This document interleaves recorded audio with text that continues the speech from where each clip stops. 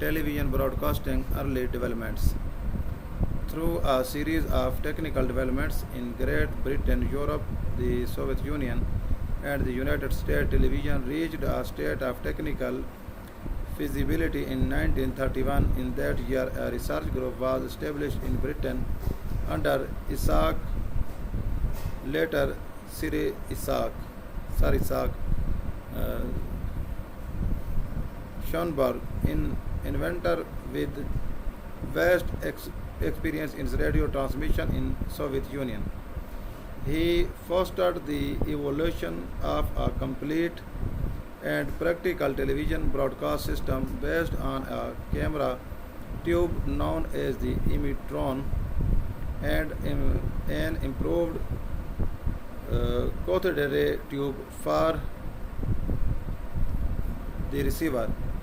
Schoenberg saw the need to establish a system that would endure for many years, since any subsequent changes in basic standards could give rise to serve technical and economic problems.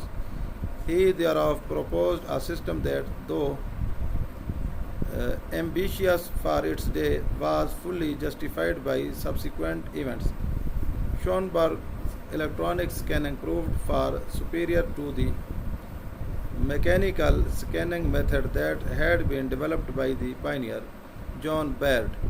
The government authorized the BBC to adopt Schoenberg standards 405 lines for the world's first high definition service, which was launched in London in 1936.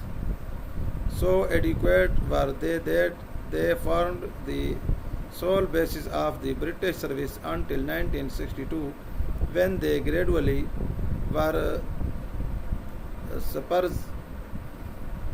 superseded by the European continental standard of 625 lines. The first notable outside broadcast by the BBC was the procession of the coronation of King George VI from Hyde Park Corner in November 1937. A portable transmitter mounted on a special vehicle made its first public appearance.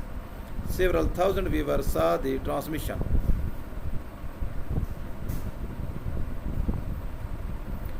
Television developments were slower in the United States. It was not until April 30, 1939, at the opening of the New York World's Fair, that a public demonstration was made by the National Broadcasting Company, which announced in that year that it was ready to begin broadcasting for 2 hours per week. The Columbia Broadcasting System and the Dumont Network began telecasting in 1939 and 1940, respectively. By mid-1940, there were 23 television stations in the United States. World War II, however, brought nearly all activity to an end as electronic factories were converted to wartime production. The Federal Communication Commission had authorized only limited commercial operation. The first sponsored television broadcasts began in 1941 and gradually stations closed down. Only 6 were left with limited programs to serve the owners of about 10,000 sets. When wartime restrictions governing the manufacture of receivers were removed in 1946, the stage was set in the United States for a rapid growth of the television broadcasting industry. By 1949, there were 1 million receivers in use.